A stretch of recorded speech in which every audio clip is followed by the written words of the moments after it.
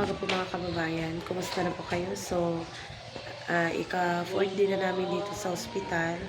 So, ito po yung anak ko. Ayan po. Makaka-focus po tayo ngayon sa pagbabantay kasi off-duty ko po ngayon. So, kanina, patuloy pa rin tumataas yung lagnat niya.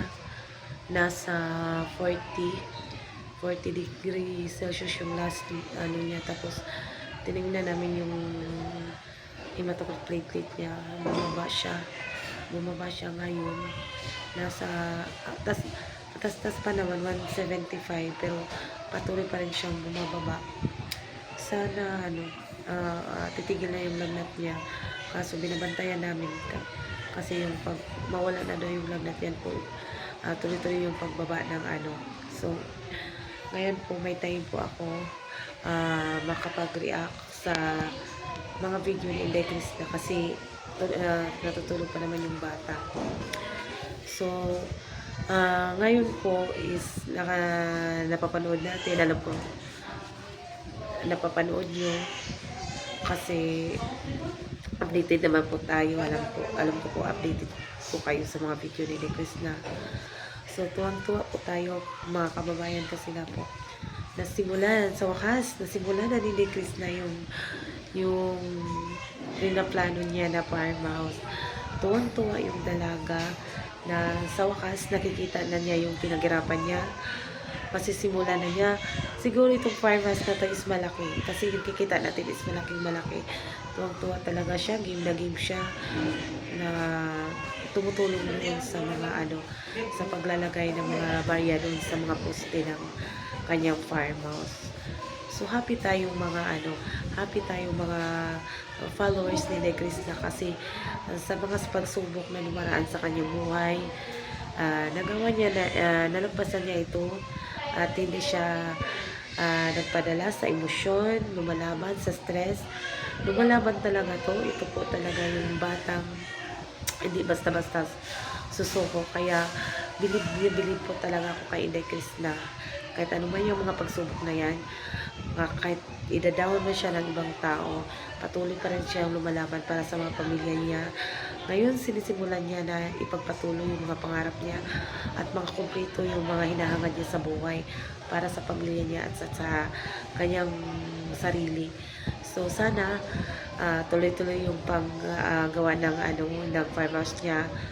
At kahit matigil, kahit unti-unti, basta masimulan lang niya yung pinapangarap niyang farmhouse para makikita talaga natin yung hitsura doon sa kanyang kasi malaki yung space doon, malawak, maraming pwedeng itanim. Ayan, marami po tayo na makikita natin si Inday na game sa paglilinis.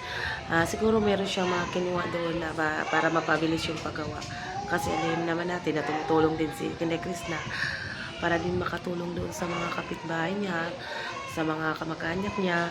So, na pinapatrabaho niya doon sa kanyang lupa. Tapos, yung makipagbiroon siya sa mga tito. Love na love niya talaga yung mga tita niya. So, para magkapatid lang po talaga yung turingan ng dalawa. So, sana tuloy-tuloy na to. At lahat ng mga pinapangarap ni Inday Krista makakamit niya. Sa tulong ng mga Panginoon, sa tulong ng kanyang mga subscribers at mga followers, alam natin at dapat yung health ni Inday Krista na aalagaan din niya para din naman sa sa kanyang pamilya, para yung mga gusto niya pang gawin sa buhay, yung mga plano, may pagpatuloy niya at walang makakahadlang nito. So, ayan na po, kapit kamay po tayong tunghayan at subaybayan ang pagbuo ng farmhouse ni Inday Krista. Kung ano yung hitsura, yung nagsasabi na mahangin sa Inday Krista, ito na po hindi na po to joke, hindi na po ito pagyayabang. Ayan na, sinisimula na yung farmhouse niya. Hintayin mo, gagawa din siya ng fish pan doon. Papikita niya kung ano pa yung pwedeng gawin niya doon sa lupa niya kasi yan lawak doon. Marami pa siyang pwedeng ilagay doon para gumanda yung farmhouse niya. So, marami siyang pwedeng itanim doon. Alam natin na mahilig to sa pagtatanim tong batang to. So, So, ayan po yung mga magulang niya, tumutulong naman sa sa mga gawain doon. So, sana tuloy-tuloy na po 'to kasi ang dami po talagang aabang, nagmamahal sa kanya, naniniwala sa kakayahan ni Krishna at sana mabuo agad yung farmhouse niya para naman kung sino yung gustong bumisita doon, kung sino yung mga followers na gustong bumisita kay Krishna, meron siyang lugar na pwede doon niya tatagapin at ipasyal yung mga subscriber niya.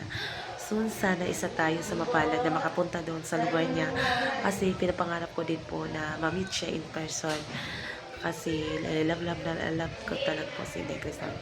Kaya nga po kahit nandito ako sa ospital, ginagawan ko talaga ng paraan para maka-video kasi ilang days na po ako hindi nakapag-video kasi naalala ko yung anak ko. Ayan po yung anak ko, ang taas pa ng lagnat, tapos nagjo-duty ako, tapos dito siya, yung ate niya pumupunta lang dito saglit tapos umuwi din. So aalis ako, babalikan ko siya, may time umiiyak kasi siguro meron siyang iniinda kaso ako naniniguro ako makapagtrabaho para wala akong maraming absent. So andito lang naman din ako sa ward na as kung saan siya na-admit.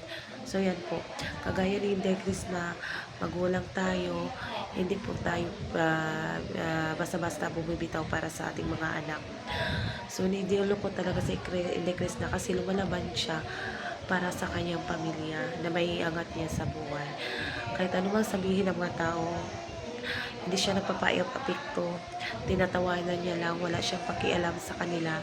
Basta yung hangad niya is mapabuti basta wala siyang mga ginagawang masama at mapabuti yung buhay ng kanyang mga mahal sa buhay, lalo-lalo na yung mga magulang niya. So sana lahat ng mga pangarap yun ay matupad ni Krishna at andito kami laging nakasuporta sa kanya. Mahal na mahal namin si Krishna. At yan lang mahal po. Maraming salamat sa pakikinig at magandang araw.